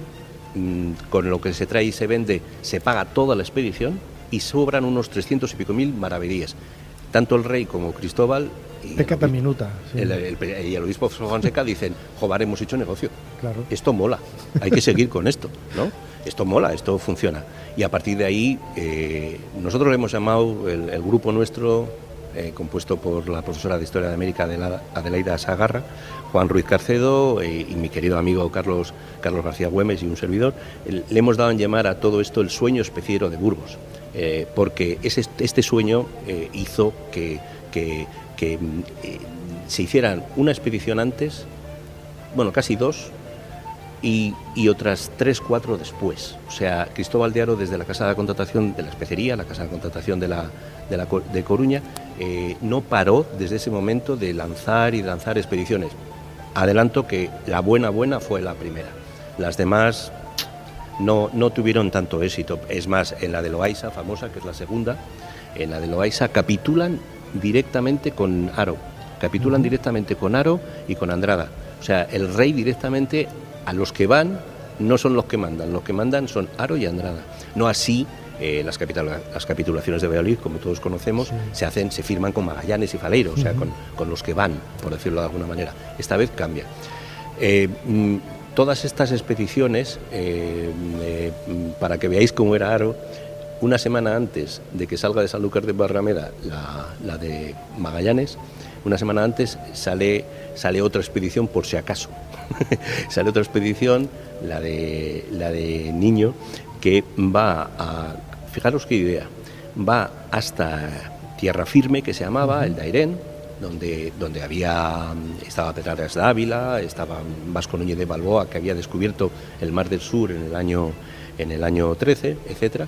Entonces querían llevar, por si acaso esta funcionaba mal, querían llevar hasta, como habían descubierto el Mar del Sur, Vasco Núñez de Balboa ya había descubierto el Mar del Sur y había tomado posesión de él en nombre de la reina Juana, de la reina castellana. Decían, vamos a llevar barcos y tal sin montar. Les montamos al otro lado del istmo, no existía el estrecho, el canal de Panamá, le llevamos al otro lado del istmo, y cuando vengan estos, el tornaviaje, que es lo que intenta hacer Gonzalo Gómez de Espinosa, intenta volver la otra nao, acaba destrozada, intenta volver por el Pacífico hasta Acapulco, y que luego es la vía de Manila, que tanto hemos conocido, el famoso galeón de Manila, Manila, Acapulco, Sevilla, sin dejar de tocar en ningún momento tierra castellana. Es todo terreno español. Es una historia fascinante la que hemos querido contar en estos últimos minutos de la mano de Fernando Sánchez de la Rosa, historiador, investigador, alrededor de una de las figuras más desconocidas de esta circunnavegación, Cristóbal de Haro, sin la cual, desde luego, el proyecto de Magallanes y Elcano no hubiera sido posible en ese siglo XVI. Estamos celebrando ese quinto centenario también desde la propia tierra de Cristóbal de Haro, aquí en Burgos, en este programa especial realizado desde la catedral de esta maravillosa ciudad, Burgos. Fernando Sánchez de la Rosa, como siempre, muchísimas gracias por habernos ayudado a hacer un poquito más de historia. De nada, Nacho. Ha sido un placer total. Y muchas gracias por venir a Burgos, por supuesto.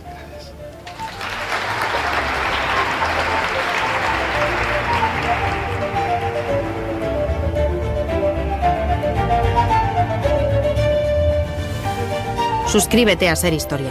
Todos los episodios y contenidos adicionales en la app de Cadena Ser y en nuestros canales de Apple Podcast, Spotify, iVoox, Google Podcast y YouTube. Escúchanos en directo en la Ser los domingos a la 1:30 de la madrugada.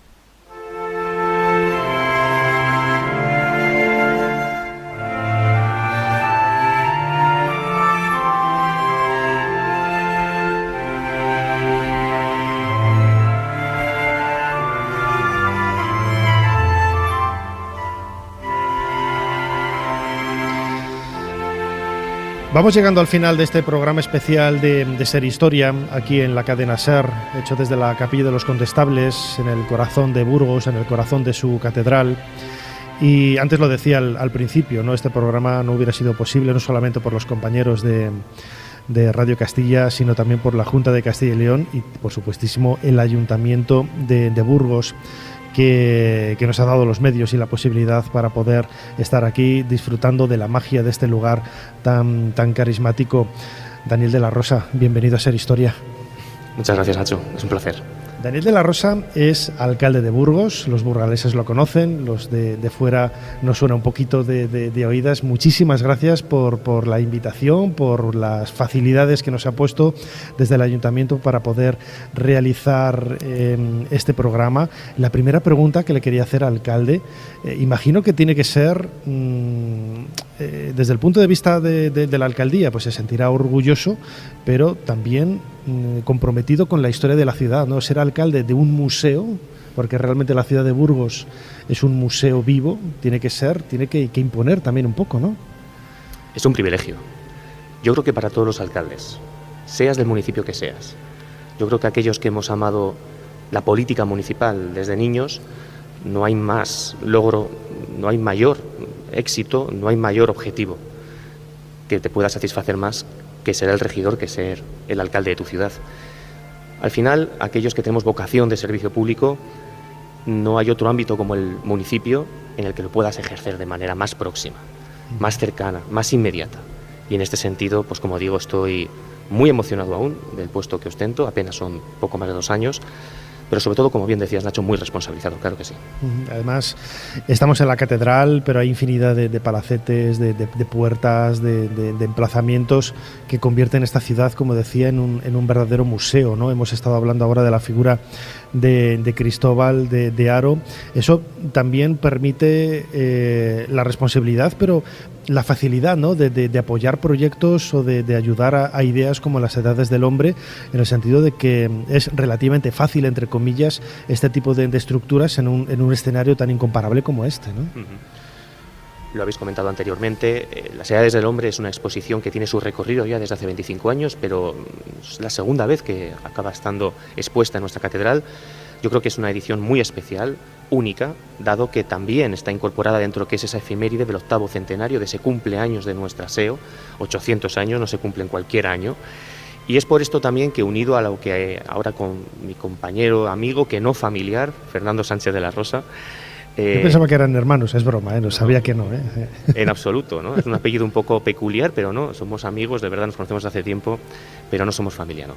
Nos decía que, fíjate, Nacho, se juntan 3 elementos, ¿no?, en un mismo año, y además es importante coger perspectiva de por qué ha sido posible, lo comentabas antes, ¿no? El apoyo institucional del Ayuntamiento, la Junta, también la colaboración de otras administraciones, pero por supuesto la vinculación de instituciones, organizaciones privadas de la propia ciudad. Los propios empresarios tan importantes para nuestra ciudad, ¿no? Esos emprendedores que sigue habiendo, les decís antes. Le voy a hacer una pregunta al alcalde de si necesita de ayuda de algún Cristóbal de Haro, ¿no? Pues tenemos bastantes Cristóbal de Haro hoy en día, no es necesario que venga nadie de fuera. Somos una ciudad que tiene el lujo, ¿no?, de no solamente contemplar un patrimonio histórico, cultural, natural como el que aquí se ha expuesto, sino que además somos un referente desde el punto de vista del desarrollo económico, industrial, empresarial dentro de la Comunidad Autónoma de Castilla y León. Somos la ciudad más industrializada de la comunidad, somos una ciudad que ese espíritu emprendedor sigue marcando el ritmo, ¿no? Y por eso yo también quiero poner en valor ese papel que ha contribuido a cofinanciar la Fundación 8º Centenario junto con el Ayuntamiento y la Junta, o también exposiciones como la que ha tenido lugar para ese 5º centenario de la primera vuelta al mundo, ¿no?, esa circunnavegación de Magallanes y Elcano. Además, no lo hemos comentado, ¿no?, pero claro, Burgos tiene mucho más que la catedral, tiene mucho más que la figura de Cristóbal de Haro, a los que hemos dedicado este programa. Está la figura del Cid, ¿no?, que toda la gente que viene a la catedral primero pregunta por el Papamoscas y luego dónde está la tumba del Cid. También está Atapuerca. Bueno, es un referente histórico desde la prehistoria hasta nuestros días. Son cientos de miles de años en donde el ser humano ha estado aquí protagonizando eventos de los que hoy nos hacemos eco, ¿no? La Concejalía de Cultura, imagino que no dará abasto, ¿no?, a la hora de organizar este tipo de actividades y sobre todo por la facilidad, ¿no?, porque hay algunas localidades, no voy a decir nombres, ¿no?, pero claro, la modestia quizás un poco del tamaño de su historia. Bueno, cualquier ciudad estadounidense tiene infinidad, quizás Washington, por ejemplo, tiene mucho más nombre que Burgos, pero la historia de Washington es 0, ¿no?, con todos mis respetos, ¿no? Y desde luego, pues eso ayuda, ¿no?, también un poco a este tipo de proyectos, ¿no? Sí, pero no podemos vivir solo del pasado, ¿no? Creo que tenemos la necesidad de seguir reinventando ese entusiasmo que la gente tiene que tener para volver a redescubrir nuestra ciudad, ¿no? Son generaciones distintas las que se vienen produciendo a la hora de visitar Burgos y, por lo tanto, tenemos la obligación, aquellos que tenemos responsabilidades públicas, de poner en valor a la ciudad en todos los sentidos. Decías antes, las efemérides ya expuestas, pero es que además estamos en un año jacobeo que hay que aprovechar. Este año 21 y el año 22 ha sido declarado año jacobeo y, por lo tanto, el Camino de Santiago, que es protagonista y es protagonista de nuestra historia. Gracias al Camino de Santiago hemos tenido esa relación con Europa, esa relación también con tantos artistas, con tantos emprendedores que vinieron por aquí y hicieron posible, entre otras cosas, esta catedral, ¿no? Pero no solo eso, hablabas de Atapuerca, ¿no?, esos yacimientos, ese museo de la evolución humana, que es también santo y seña de la ciudad, junto con la catedral, es el otro escenario que yo animo a visitar, ¿no? Y por supuesto tenemos a nuestra gente, a los burgaleses. protagonistas, como no, de esa expedición, pero sobre todo personas con las que estoy convencido, ¿no? Cualquier persona que viene a nuestra ciudad se siente cómodo, se siente pues como en casa. Y esto es lo que quiero trasladar. Tenemos una ciudad que sorprende cuando vuelves a redescubrirla. Porque Burgos está de paso. No es una ciudad que tengas que ir adrede, suele estar de paso, ¿no? Está bien colocada, bien situada geográficamente, pero eso también juega en nuestra contra, porque muchas veces la gente pasa por aquí, no se queda en Burgos. Esto es algo que nosotros queremos corregir. Hay muchos motivos, y aquí en este programa se han contado unos cuantos, no todos, del por qué merece la pena quedarse en Burgos un fin de semana, para disfrutar de su gastronomía, de su cultura, de su gente, para disfrutar de la ciudad, para sorprenderte de una ciudad que podías incluso tener alguna idea equivocada, ¿no? Una ciudad vinculada en la historia, seguramente a otras épocas, ¿no? Llena de, hablaban antes de militares, curas, iglesias, cuarteles. No, claro que hay iglesias, claro que hay muchísimo patrimonio vinculado a la historia de nuestra nación y nuestra ciudad, pero sobre todo tenemos una ciudad moderna, atractiva, en la que merece la pena vivir y que merece la pena conocerse. Y es por esto que, aprovechando esta situación tan dantesca después de la crisis derivada de la COVID-19, hemos tenido la suerte de preparar entre todos, empresarios, iniciativa privada, pero también las administraciones públicas, una serie de eventos culturales, festivos, que hacen muy atractiva la ciudad de Burgos. La ciudad de Burgos está de moda, hemos tenido aquí, como digo, un año muy especial y vamos a seguir teniéndolo, ¿no? Ese es el objetivo que me he marcado como alcalde, de que no perdamos el ritmo, de seguir siendo atractivos y seguir persuadiendo a la gente para que siga redescubriendo la ciudad de Burgos. De alguna forma, el alcalde se ha adelantado a la última pregunta que le iba a hacer. Tiene el micrófono de la cadena SER abierto. Son muchos cientos de miles, casi 1,5 millones de descargas las que tenemos mes a mes en las plataformas digitales que escuchan Ser Historia. Unas de esas descargas me consta que es usted, alcalde, porque me han chivado que escucha el programa, los podcasts. Pues le invito, ¿no?, a que venda de la ciudad de Burgos, no, que comparta y que ofrezca la ciudad de Burgos al público que nos está escuchando. Bien, como buen seguidor del programa que soy, pues entiendo que es una oportunidad única, ¿no? Y quiero aprovechar sobre todo para este perfil de personas que nos gusta la cultura, nos gusta la historia, somos felices, nos satisface tanto reencontrarnos con la cultura, de que en Burgos tienen pues el mejor de los escenarios. El mejor de los escenarios para disfrutar del patrimonio, pero para disfrutar de una manera viva. Además, como decía antes, ¿no?, estamos en un momento único, extraordinario, en un año especial, que aún quedan muchos meses, ¿no?, por delante de poder disfrutar de muchas actividades y eventos vinculados a su 8º centenario, y por supuesto también a dar continuidad, ¿no?, a toda esa calidad humana y por supuesto también esa iniciativa que hemos podido poner encima de la mesa, poner en valor con tantos elementos, ¿no?, que son atractivos al común de los mortales. No deja de ser esta ciudad un patrimonio de todos, no solo de los propios burgaleses, sino de toda la humanidad. Esta catedral lo es, y yo creo que es importante en que la gente vea en Burgos, ¿no?, una ciudad próxima y cercana, como decía al principio, pero sobre todo una ciudad abierta. Una ciudad abierta, yo creo que este es el Burgos que a mí me gusta vender, el Burgos real, el que la gente llega y se siente, como digo, más cerca que nunca de los sentimientos más próximos a la felicidad, ¿no?, de las emociones que te evocan desde niño a sentirte, pues como digo, pues feliz, que es este espacio que compartimos entre todos con una sociedad, como digo, pues extraordinaria como es la sociedad burgalesa. Pues me quedo con esa frase, disfrutar de una manera viva de Burgos, como hemos estado haciendo a lo largo de casi 1 hora y 40 minutos que llevamos de programa, casi 59 minutos, si lo escuchan en la emisión en directo de la madrugada del sábado al domingo aquí en la cadena SER. Daniel de la Rosa, alcalde de Burgos, muchísimas gracias por la invitación y muchísimas gracias por habernos ayudado a hacer un poquito más de historia. A vosotros.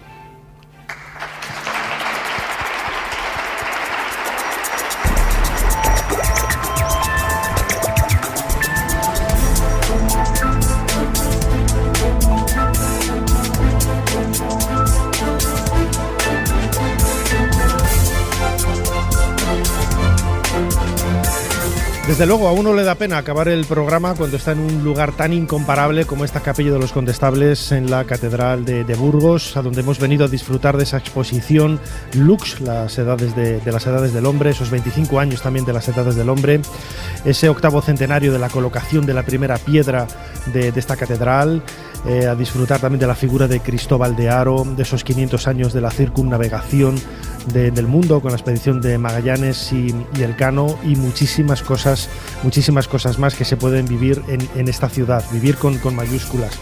Lo decía antes, no hubiera sido posible la realización de este programa si no hubiera sido por la ayuda de la Junta de Castilla y León y del Ayuntamiento de Burgos. Tengo que dar las gracias a Alberto Escudero y a Damián Blanco, que han estado en la parte técnica, y también a mis compañeros de Radio Castilla como Blanca Juste, Pedro Sedano y el resto de compañeros y amigos. Como siempre, Fermín Agustí ha estado en la producción, Ana Caballero controlando las redes sociales y llevando a la gente de aquí para allá y grabando vídeo y haciendo fotos, y delante del micrófono, como siempre, vuestro humilde servidor, Nacho Ares. Les dejamos con más cosas aquí en la cadena SER. Muchísimas gracias, Burgos.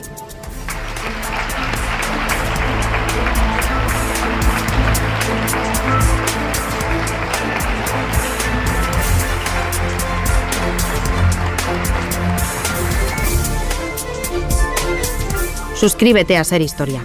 Todos los episodios y contenidos adicionales en la app de Cadena Ser y en nuestros canales de Apple Podcast, Spotify, iVoox, Google Podcast y YouTube. Escúchanos en directo en la Ser los domingos a la 1:30 de la madrugada. Cadena Ser.